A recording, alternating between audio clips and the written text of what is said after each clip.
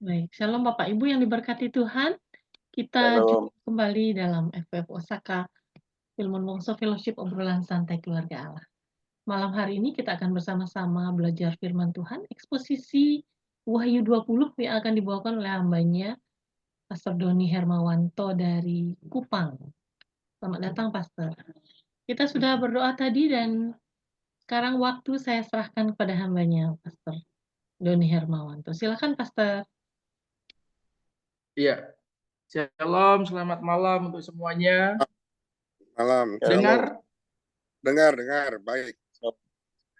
Oke, puji Tuhan. Ya, mungkin kita ganti dari handphone ke laptop, mungkin jaringannya jelek di mana ini? Di Kupang. Iya. Oh ya. Bapak kasih Tuhan,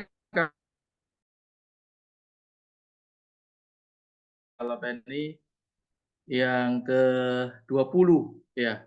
Wahyu pasal yang ke-20 yaitu tentang, kalau kita baca tadi tentang kerajaan 1000 tahun damai atau pemerintah 1000 tahun damai, penghakiman, dan itu juga kalau kita boleh melihat bahwa kitab Wahyu ini memang sungguh luar biasa kalau kita boleh melihat, dan kadang-kadang kita juga sudah memiliki frame pemahaman kita sendiri-sendiri tentang tentang kitab Wahyu ini. Seperti saya ketika dulu saya ikut SOM di Gereja Betania ketika waktu SMA, kita sudah belajar tentang akhir zaman, yaitu berbicara tentang salah satunya adalah tentang kerajaan 1000 tahun damai ini. Nah, begitu juga kita semuanya mungkin yang hadir pada malam hari ini, kita juga mungkin sudah memiliki pandangan-pandangan atau pemahaman kita tentang kerajaan 1000 tahun damai ini, tentang akhir zaman, atau pemahaman kita tentang tentang kitab Wahyu. Dan memang banyak sekali pemahaman atau pandangan-pandangan bagaimana kita boleh melihat kitab Wahyu ini. Dan salah satunya adalah kalau kita boleh melihat, mungkin saya memberikan pemahaman sedikit tentang kitab Wahyu ini, bahwa kita akan melihat dengan beberapa metode, dan kita juga akan boleh melihat salah satunya adalah kalau kita memahami tentang kitab Wahyu ini, yang pertama adalah kita kalau boleh kita melihat, membagikan beberapa pemahaman sedikit sehingga kita boleh memahami, kita boleh mengerti. Contohnya yang pertama adalah kalau kita boleh melihat antara pasal yang pertama sampai pasal yang ketiga di dalam kitab Wahyu ini digambarkan bagaimana Rasul Yohanes melihat Kristus yang telah bangkit dan dimulai dengan berjalan di tengah-tengah ketujuh kaki tian emas, dan bagaimana ketika melihat tentang bagaimana ketujuh gereja di Asia Kecil, ya, bagaimana kita boleh melihat bagaimana kondisi gereja-gereja yang di mana di Asia Kecil itu. Dan yang kedua, kalau kita boleh melihat bahwa di paralel yang kedua antara pasal yang keempat sampai yang ketujuh, bagaimana Yohanes memperoleh penglihatan tentang ketujuh tujuh materai.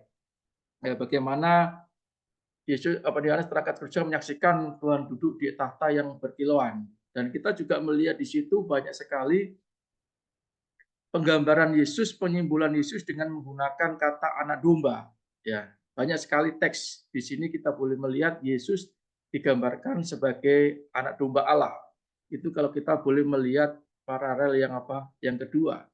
Sedangkan kalau kita melihat paralel yang ketiga di dalam pasal Wahyu pasal yang ke-8 sampai yang ke-11 melukiskan tentang ketujuh sangkakala penghakiman. Ya, di sini kita boleh melihat bahwa gereja dilindungi meraih kemenangan, dan bagian ketiga ini juga berakhir dengan penggambaran tentang penghakiman akhir.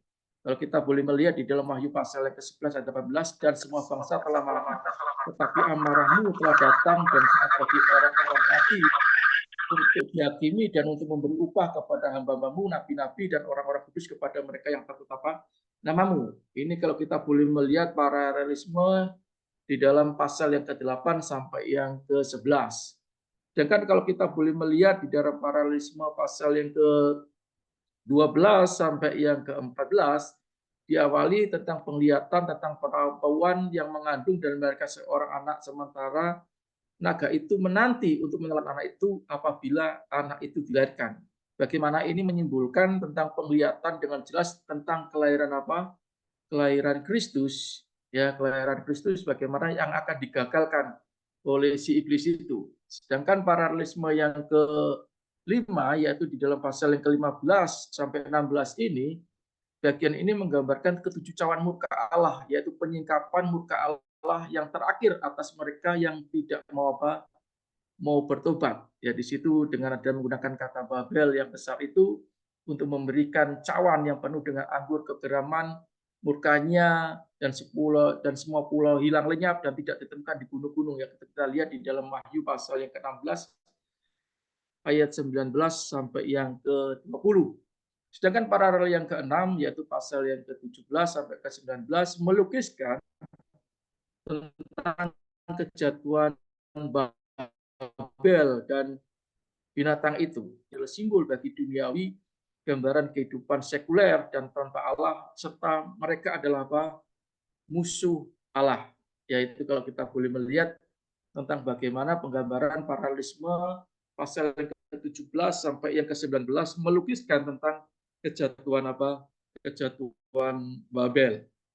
Sedangkan paralelisme yang ke-7 yang terakhir di dalam pasal yang ke-22 sampai 20 sampai 22 mengisahkan tentang penghancuran naga itu yaitu iblis, sehingga dengan demikian memperlengkapi gambaran tentang kekalahan semua musuh Kristus. Disinilah kita boleh melihat sebetulnya puncak bagaimana kitab Wahyu diakhiri dengan suatu kemenangan, diakhiri dengan suatu peristiwa yang sungguh luar biasa membuktikan bahwa apa yang dijanjikan oleh Kristus, bahwa kemenangan dan memberikan apa upah kepada setiap umatnya yang percaya ini menjadi bagian yang disingkapkan di dalam Wahyu pasal yang terakhir, dan salah satunya kalau kita boleh melihat di dalam pasal yang ke-20 ayat pertama sampai itu tentang bagaimana peristiwa tentang kerajaan 1000 tahun 1000 tahun damai. Nah, disinilah kita akan boleh melihat bahwa pasal yang ke-20 ini kita akan belajar yaitu secara khusus tentang bagaimana wahyu tentang kerajaan 1000 tahun damai ini. Mungkin Bapak Ibu semua banyak memiliki beberapa pemandangan tentang teologi tentang yang namanya kerajaan 1000 tahun damai ini. Ketika saya belajar S1 di sekolah Pantekosta, ya di kalangan Pantekosta karismatik, Pantekosta khususnya, kita lebih banyak berbicara tentang premil. Memang ada pemahaman kerajaan 1000 damai, yaitu tentang gambaran tentang premil, maupun juga pemahaman kerajaan 1000 damai, dan yang terakhir adalah amil. Tetapi setiap kita dengan frame, dengan cara perdebatan, tapi bagi saya pada malam hari ini cuma memberikan suatu pemahaman bagaimana kita boleh melihat kitab Wahyu ini dengan dengan baik, dan nanti kita mungkin bisa saling menambahkan.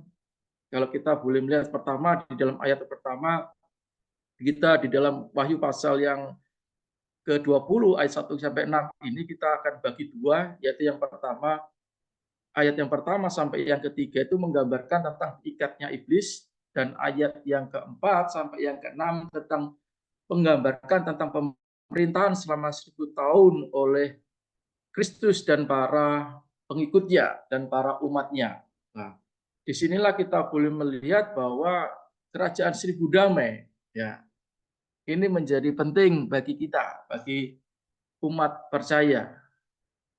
Dan bahkan banyak menjadi diskusi apakah di manakah kerajaan 1000 damai ini. Dan yang kedua akan muncul lagi, kapankah kerajaan 1000 damai ini. Dan selanjutnya apakah benar kerajaan ini betul-betul 1000 tahun 1000 tahun damai, atau memang ini cuma gambaran saja. Nah, ini juga menjadi bagian penting di dalam kekristenan kita, di dalam bagaimana kita boleh melihat boleh melihat di dalam kitab Wahyu pasal yang ke-20 ini. Coba mari kita sedikit uraikan sedikit. Dikatakan di dalam Wahyu pasal yang ketiga ini, dikatakan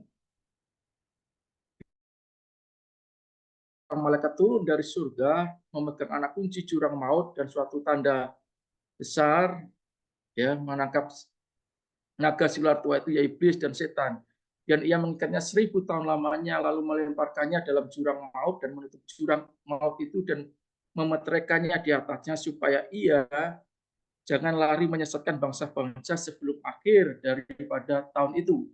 Kemudian daripada itu ia akan membebaskan untuk sedikit waktu tentang yang namanya gambaran apa, tentang iblis. Akan juga bahwa iblis itu diikat. Bapak kasih Tuhan, di dalam kita boleh melihat memang banyak hal sekali. Kalau kita melihat apakah iblis diikat pada waktunya itu saja, atau kalau kita boleh melihat, dan ketika saya banyak beberapa mengambil referensi tentang ini, kalau kita boleh melihat di dalam perjanjian apa ini, di dalam perjanjian lama, kita jarang sekali, hampir tidak menemukan bagaimana peristiwa iblis itu dihancurkan, peristiwa iblis itu diusir, diikat. Tetapi kalau kita boleh melihat di dalam peristiwa Injil, di dalam Injil, Yesus pun pernah mengusir iblis. Bahkan juga kalau kita boleh melihat apa ini, murid-murid pun dengan bangganya mengatakan ketika 70 murid itu setelah melakukan pelayanan, mereka mengatakan kepada Yesus, memberikan laporan bahwa mereka oleh karena nama Yesus. Ya. Di sini kan juga kita boleh melihat iblis itu diikat. Ya, suatu kemenangan yang sungguh luar biasa, dan kalau kita boleh melihat ini peristiwanya sangat penting. Bahkan kita juga boleh melihat bahwa angka-angka ini simbolis.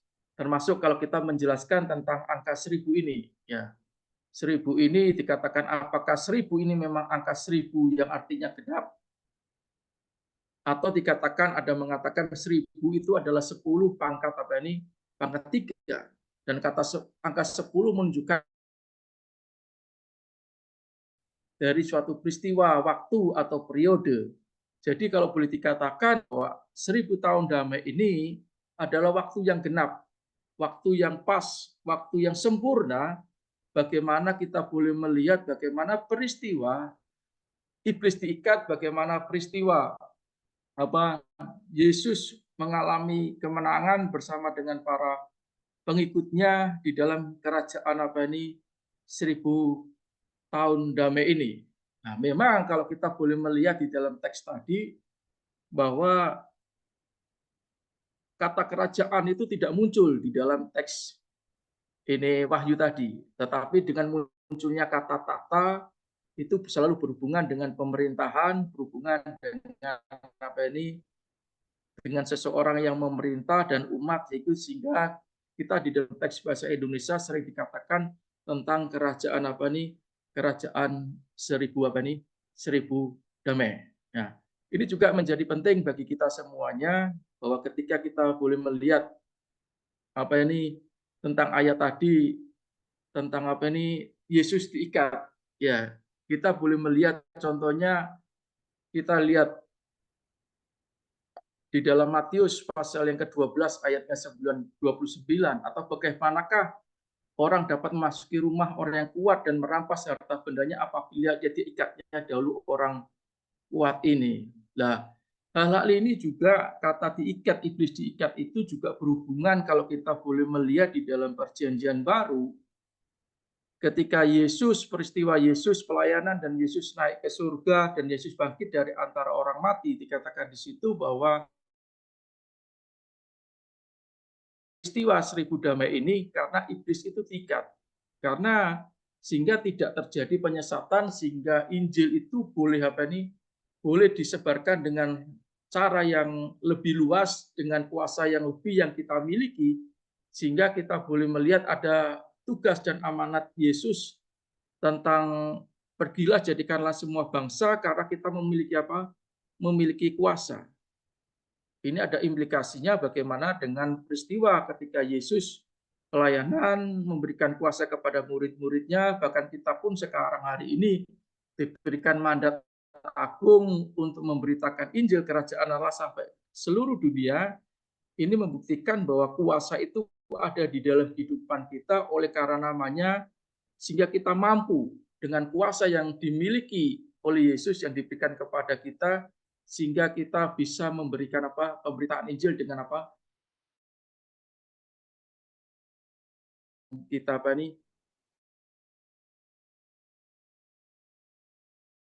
Implikasinya peristiwa kerajaan 1000 tahun damai ini ketika iblis ini diikat dengan kehidupan kita. Memang kalau kita boleh melihat secara fakta di dalam kehidupan kita, kita masih sering melihat di dalam pelayan-pelayan kita bagaimana ada orang kerasukan setan dan bermacam-macam, tetapi kita percaya bahwa ini adalah menunjukkan bagaimana kita ada kemenangan di dalam kehidupan kita. Bahkan kalau kita boleh melihat latar belakang peristiwa di dalam kitab Wahyu ini, ketika Yohanes menerima wahyu, menerima penglihatan ini, itu kondisinya sangat sungguh luar biasa. Yaitu di dalam pemerintahan Kaisar Nero, bagaimana orang-orang pada waktu itu mengalami suatu penderitaan yang sungguh luar biasa, dan nanti kita juga akan memunculkan dan kita boleh melihat bahwa ada namanya martir di situ, dan kita boleh melihat di dalam peristiwa itu adalah di tahun-tahun itu ada suatu peristiwa yang sungguh tidak mengenakan secara apa ini, secara jasmani bagi orang-orang percaya pada waktu itu, karena penganiayaan, karena harus menyembah kepada raja pada waktu itu, kaisar pada waktu itu, dan disitulah kita boleh melihat bahwa wahyu yang Allah berikan kepada Yohanes itu memberikan keyakinan bahwa kamu tidak selamanya akan mengalami penderitaan, mengalami penganiayaan, mengalami kesengsaraan, tetapi pada akhirnya nanti akan mengalami yang namanya kemenangan. Nah, kalau kita aplikasikan di dalam kehidupan kita, ya kalau kita boleh merefleksikan di dalam kehidupan kita, memang banyak tantangan, banyak penderitaan di dalam penginjilan kita, di dalam kekristenan kita. Bahkan kalau kita boleh memberitakan Injil dengan banyak penganiayaan, itulah yang kita hadapi. Tetapi peristiwa itu tidak menjadikan kita putus asa, tidak menjadikan kita putus semangat, tetapi dengan kita melihat kitab Wahyu ini, apalagi di dalam pasal-pasal yang terakhir, bagaimana peristiwa tentang kemenangan daripada Kristus kepada kita semuanya, memberikan jaminan bahwa Allah tidak pernah meninggalkan kita. Allah selalu menjaga kita dan Allah selalu memberikan kepastian bahwa kita orang-orang percaya akan memerintah bersama-sama dengan Dia, dan kita tahu pasti bahwa orang-orang yang tidak percaya, dikatakan setan atau iblis, itu semuanya akan dihakimi di dalam peristiwa nanti akhir zaman itu. Bapak sekalian Tuhan, kita sering sekali mendengar tentang peristiwa akhir zaman atau kedatangan Yesus yang kedua kali.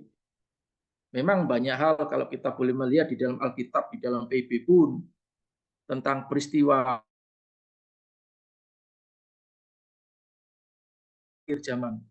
Bahkan ada suatu kesaksian mungkin dari saya, ketika kami dulu pelayanan di Surabaya, ketika kami pelayanan di Pemuda, kadang-kadang karena kita boleh melihat ada banyak orang tuanya yang belum percaya kepada Kristus, masih mengikuti tradisi. Ketika kita diajak datang ke rumahnya, kita selalu mengatakan, "Om, mari percaya kepada Yesus karena sekarang sudah akhir zaman." Ya. Omnya langsung mengatakan dengan mudah, "Wih, dulu juga waktu Om masih muda pun dikatakan itu akhir zaman. Sekarang Om sudah tua pun juga dikatakan akhir zaman." Nah, bagaimana pemahaman kita tentang akhir zaman atau zaman-zaman akhir ini juga menentukan bagaimana kita melihat di dalam kekristenan kita ini. Dan kalau kita rasanya dan kalau kita tanya kapan sih Tuhan Yesus datang itu, ya itu juga menjadi tantangan besar di dalam kehidupan kita untuk melihat. Bahkan kalau kita boleh melihat kesaksian para rasul sampai di terakhir dalam peristiwa Yohanes di dalam kitab Wahyu ini juga kita boleh melihat Yohanes diberikan suatu penglihatan ini tujuannya untuk apa? Untuk meyakinkan, untuk meneguhkan kepada Rasul Yohanes. Sehingga bagaimanapun ketika dia menerima wahyu ini pun ketika dia ada di Pulau Patmos, ya, ketika dibuang oleh bangsa Romawi pada waktu itu. Itu bagaimana kita memberikan keyakinan bahwa tadi di pasal 20 ayat yang pertama sampai ketiga bagaimana iblis apa ini diikat, bagaimana iblis apa ini ditahan, ya ini membuktikan bahwa kita memiliki kuasa dan Allah memberikan waktu kepada kita semuanya untuk memberitakan Injil dengan leluasa, dengan kuasa, dengan power yang apa ini yang Allah berikan kepada kita.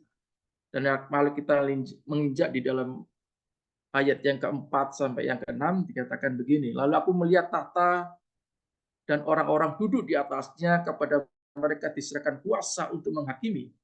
Aku juga melihat jiwa-jiwa mereka yang telah dipenggal kepalanya karena kesaksian tentang Yesus dan karena firman Allah, yang tidak menyembah ke binatang itu dan patungnya, dan yang tidak juga menerima tandanya pada dahinya dan tangan mereka. Dan mereka hidup kembali dan memerintah sebagai raja bersama-sama dengan Kristus untuk masa 1000 tahun. Tetapi orang-orang mati yang ini adalah kebangkitan pertama. Dikatakan berbahagialah dan kuduslah ia yang mendapat bagian dalam kebangkitan pertama itu. Kematian yang kedua tidak berkuasa lagi atas mereka, tetapi mereka akan menjadi imam-imam Allah dan Kristus, dan mereka akan memerintah sebagai raja bersama-sama dengan dia 1000 tahun lamanya. Dikatakan, aku juga melihat jiwa-jiwa mereka yang telah dipenggal kepalanya karena kesaksian tentang Yesus dan karena firman Allah. Dan disinilah kita boleh melihat kembali kalau kita baca di dalam Ibrani pasal yang ke-11 tentang para tokoh-tokoh iman, di kalimat-kalimat terakhir di dalam Ibrani itu yang bagian-bagian bawah, bahwa mereka pun ketika seolah-olah secara manusiawi tidak memperoleh balasan yang setimpal di dalam kehidupan mereka. Ya. Bapak kasih Tuhan, kalau kita mengikuti Yesus, kalau kita setia, kita diberkati. Kalau kita rajin ke gereja, kita diberkati. Ada efek daripada perbuatan kita, itu enak sekali. Sehingga kita lebih semangat, kita lebih tekun. Dan kita sering sekali memiliki pemahaman kalau kita berbicara tentang keagamaan itu harus ada namanya sebab akibat. Tetapi kalau kita boleh melihat di dalam apa nih, di dalam tokoh-tokoh iman, di dalam Ibrani pasal yang ke-11 itu, kalau kita boleh melihat mereka, mereka ini juga sama seperti apa yang dikatakan oleh Wahyu pasal yang ke-20 ini, ayat yang keempat ini. Bahwa mereka pun tidak secara manusiawi, secara jasmani, mereka tidak menerima sesuatu yang setimpal, yang sama dengan mereka. Bahkan kalau kita boleh melihat sejarah gereja, bagaimana sih peristiwa para rasul Yesus ini mengalami kematian. Ya, katanya ada yang dibakar, ada yang mengalami yang namanya salib yang dibawa. Ya. Jadi kalau kita boleh memahami ini seolah-olah apa yang dilakukan dengan apa yang dimilikinya itu tidak seimbang, tidak setimpal. Sudah menjadi rasul, sudah melayani, tetapi toh akhir kehidupannya apa? Akhir kehidupannya seperti itu. Rasanya kita menolak, gitu loh. Tapi inilah yang terjadi sebetulnya. Dan begitu juga kadang-kadang di dalam kekristenan kita.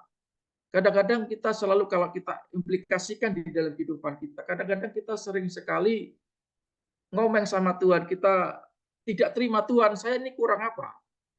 Saya ini sudah pelayanan, sudah apalagi setia sama Tuhan, tetapi kenapa kok selalu efek yang negatif secara jasmani itu selalu ada di dalam kehidupan apa nih? Kehidupan kita. Saya ini kurang apa lagi dengan kondisi kondisi seperti itu. Saya kurang apa? Nah, ini juga yang sama yang dialami oleh para murid pada waktu itu, dan juga salah satunya ketika Yohanes melihat penglihatan tentang kerajaan 1000 tahun damai ini. Allah memberikan penglihatan ini untuk meyakinkan orang-orang pada waktu itu, pengikut-pengikut pada waktu itu yang mengalami suatu penganiayaan yang sungguh luar biasa besarnya, sehingga mereka tetap mempertahankan imannya. Dan saya yakin percaya mungkin juga waktu itu juga ada banyak orang-orang Kristen yang takut, yang tidak mau setia, yang tidak mau mati, pasti mereka akan menyangkal daripada Yesus. Kalau seumpamanya dari 100 ada 90 yang menyangkal, yang 10 pun pasti akan terikut. Tetapi disinilah ketika Yohanes menerima pewahyuan ini, menerima penglihatan ini, yang bagaimana kita boleh melihat di ayat yang pertama tadi sampai yang ketiga, bahwa mereka adalah roh-roh jahat itu, iblis setan itu diikat oleh Yesus, tetapi di dalam pasal yang keempat, di ayat yang keempat sampai yang keenam ini, Allah memberikan jaminan, Allah memberikan penghiburan, Allah memberikan janjinya kepada setiap umatnya yang percaya, umatnya yang setia, bahwa Allah itu setia dan adil. Sehingga kesetiaan Yesus, bagaimana dia akan menjagai, akan menyertai, akan melindungi, bahkan sampai akhirnya pun itu dibuktikan. Bahkan keadilan pun akan dinyatakan bagaimana ketika orang ini akan memperoleh tempat yang baik, memperoleh tempat yang sesuai dengan apa yang mereka lakukan. Dikatakan mendapat bagian dalam kebangkitan pertama itu, kematian yang kedua tidak bukan lagi mereka, tetapi mereka menjadi imam-imam Allah dan Kristus. Mereka akan memerintah sebagai raja bersama-sama dengan Dia.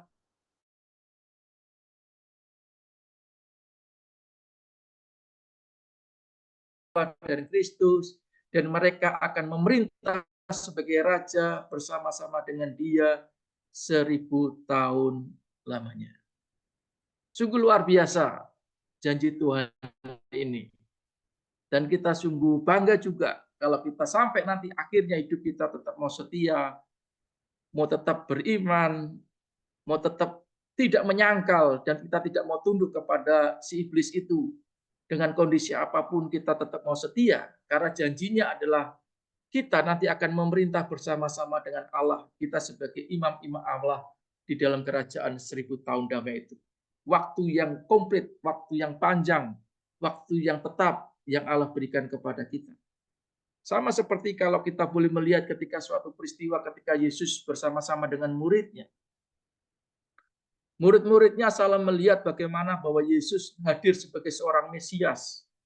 Dan ketika para murid-muridnya pun ingin menikmati yang namanya, kalau Yesus engkau menjadi Raja Yahudi, jangan lupa saya. Para muridnya ingin menjadi pejabat-pejabat pada waktu itu. Tetapi Yesus mengatakan siapa yang terbesar, dia harus apa? Harus melayani.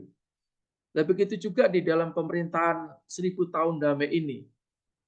Yesus memberikan janjinya kepada kita semua yang tekun setia di dalam peristiwa, mulai peristiwa kebangkitan yang pertama. Setiap orang-orang setia, bahkan yang martir pun akan memerintah bersama-sama dengan apa nih? Bersama-sama dengan Dia. Bapak dikasihi Tuhan, dan biarlah kita bersyukur kepada Allah kita yang sungguh luar biasa. Kita melihat ya di negara Indonesia kita yang hari-hari ini